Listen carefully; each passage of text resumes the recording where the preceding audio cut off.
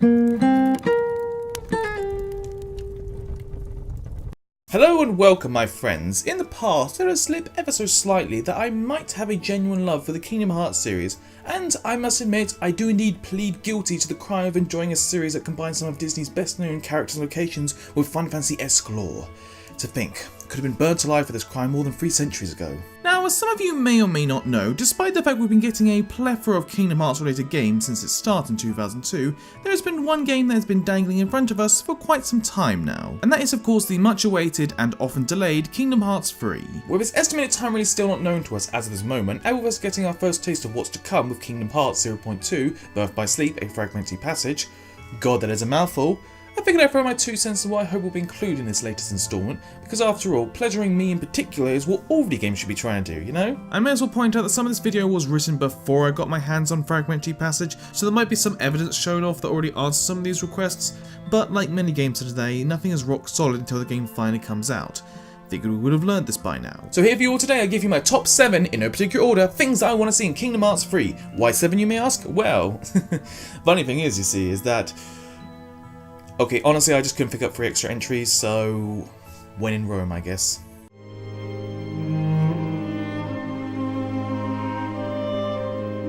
No more flat faces. For those of you currently scratching your head at this rather odd term I pulled out my arse, let me go into some more detail. The majority of the Kingdom Hearts games have for the most part kept to a familiar style and graphical power, with some exceptions here and there. The first game, as many of you should know, came to us on the unstoppable powerhouse that was the PlayStation 2. Since then, the most powerful gaming device we've seen a full game run on that wasn't a re-release is likely to be the 3DS. And with this humongous leap forward the series is about to make, I must ask, can we have an entire Kingdom Hearts game with fully 3-dimensional faces in every cutscene? You see, the thing is that many of these characters, especially the Disney related ones, need to immerse us in the same magic we found in their original sources, whether they be intentionally cartoonish or realistic. And while things like voice acting and writing are usually spot on, most of the time, seeing these characters fully animated makes it all the more believable and convincing of their authenticity. However, assuming that it takes lots of work, facial animation is sadly sometimes lacking, with these charming expressions swapped out at times with these low textured faces with very minimal movement and features changed. Now normally you'd expect to see these used during gameplay and in the simple word bubble cutscenes used now and then, but when they are used in fully audio developed cutscenes they can stick out badly to the point they can break some of the immersion behind many of these characters. Now from what I could tell, they have gotten better over time, with there being more fully animated faces and the flat faces sticking out less, but still, it could be a lot better. When we are given these high-res faces, we connect these characters so much more, believing them to be the same ones we watched or played as, making these worlds just that little bit more magical to us all. Speaking of which,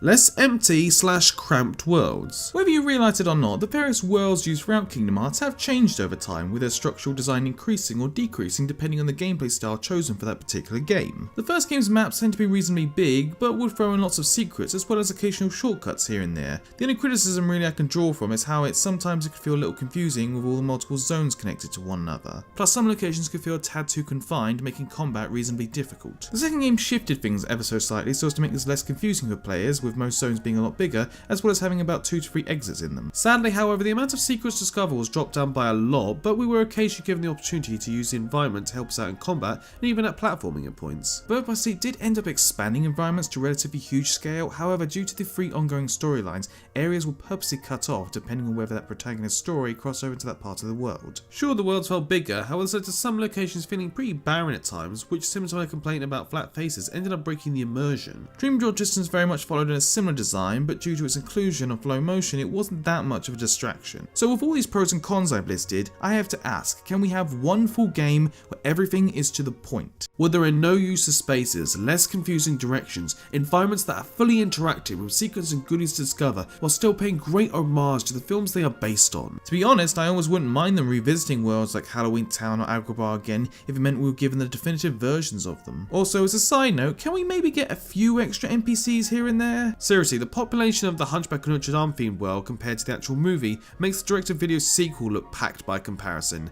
and that's just sad.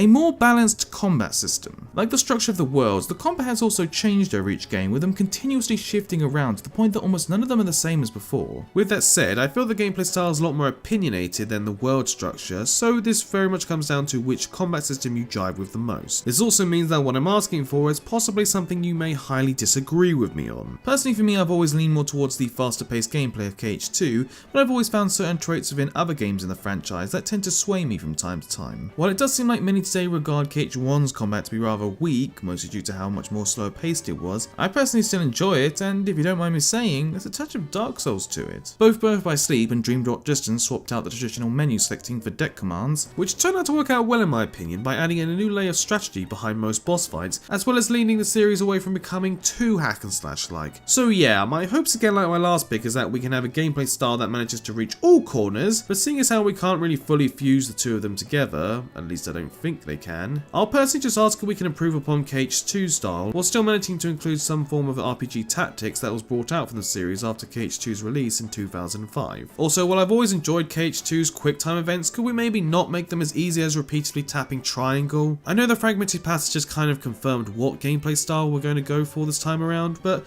like I said, the wind has a thing of blowing in different directions now and then, so who knows until that eventual day comes.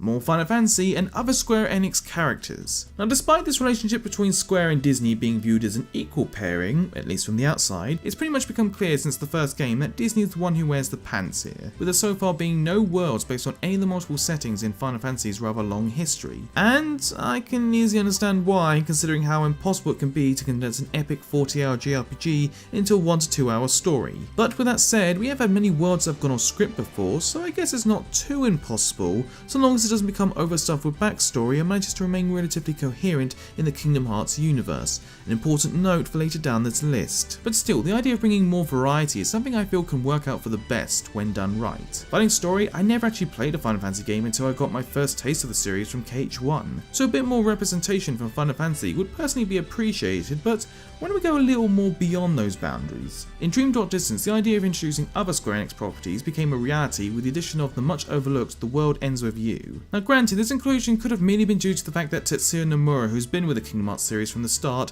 also produced and worked on the character designs for The World Ends With You, but just from their brief appearances you can definitely find a sense of place with these characters just from how they interacted so well with Sora and Riku. However, the one thing that did get a bit mishandled in my opinion was when much of the plot from their own game began to seep in too much. Not to mention, it wasn't exactly explained to the best of their ability, but to be fair, being confusing is what Dream Drop Distance did best. Characters like Auron, Cloud and the Gullwings managed to do a good job of paying great homage to their represented games without letting it too tangled up in their world's plot. All it takes is 1 or 2 lines and you've sold us on them, although I don't recall Cloud being this moody. Me and the one who embodies all the darkness in me. I tried to exploit the power of darkness, but it backfired. If I do, it's his fault. This guy once cross-dressed before. Overall, I'm just saying that if there are any other Square Enix properties that managed to find their way into the Kingdom Hearts series, I can't see anything wrong with this, so long as none of them manage to compromise the series' identity with their art design or lore. Again, something to take note of for later.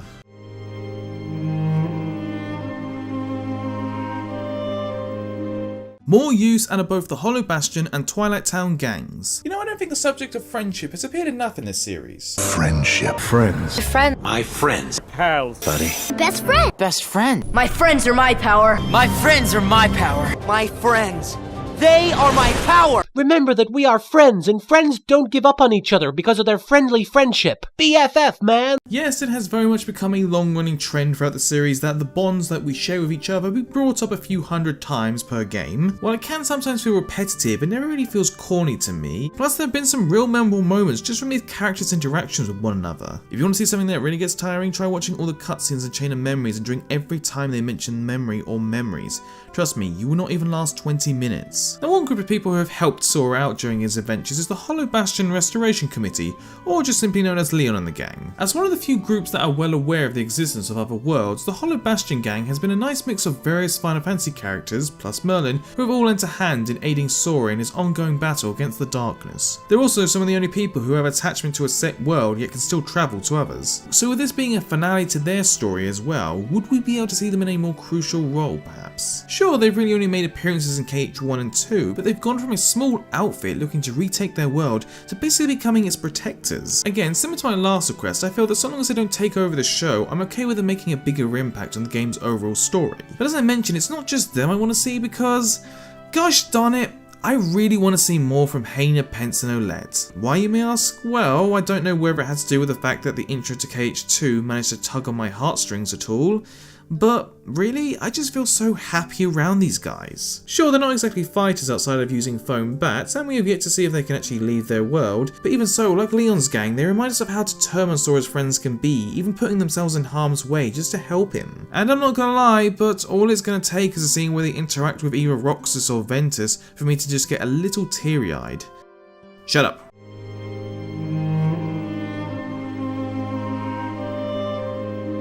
Do not make the plot any more confusing than it already is. You know, I have a sinking suspicion that this request is something I'm not going to be alone on. The series has certainly taken liberty in building upon many plot threads used throughout, such as the game's lore, narrative, character motivations, character names, character designs, and so on. Despite the series featuring plenty of Disney throughout, its heart at the beginning was very much a part of that classic JRPG storytelling that Square sort of ran into the ground. However, as many of you know, usually when they had finished the story, they would pack up their bags and move on to another brave new world for us to discover. But by the 2000s, that sort of started to slow down quite a bit. So when they signed on to do more Kingdom Hearts games and to further expand on things within the universe, I and a lot of other people had very much wished they had interwoven things a lot better. Now, as a fan of the series, I can keep up most of the time, but like a lot of people, I have my limits. The first game was for the most part easy for someone to grasp, so long as they caught on that things from their own reality like space and time were thrown out the window. Or you know, at least they were for a while. The second game jumped things up quite a bit by introducing new enemies to us, as well as having us uncover a connection between Sora and the newly introduced character of Roxas. While most of it was reasonably easy to piece together, the real head scratcher came with the revelation of Apprentice Xehanort, who we would discover to be the original being for both Ansem, the villain from KH1,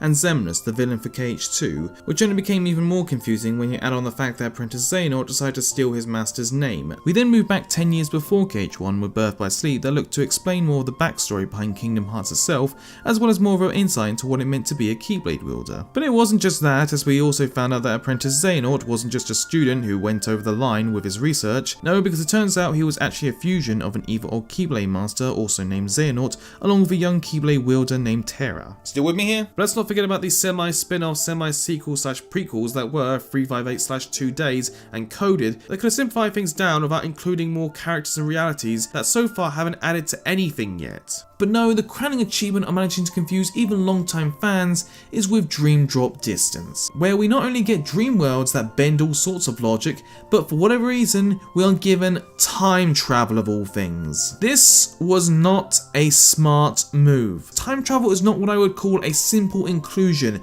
partly due to how easy it can be for plot holes to appear unless it's used in a very basic way, which is why Back to the Future Part 1 manages to get out relatively unscathed as opposed to Part 2. The reason I bring all of this up is because things like this should not be hard to understand. A lot of things feel like they are just tacked on because making things complicated equates to depth. If you manage to understand all this, then congratulations, but I'm sorry, the comparison between where we started off at with KH1 to where we are now has overreached beyond its limits. Just step away from the journal world, step away from the dream worlds, and stay the hell away from any more time travel. My head would be very appreciative of that.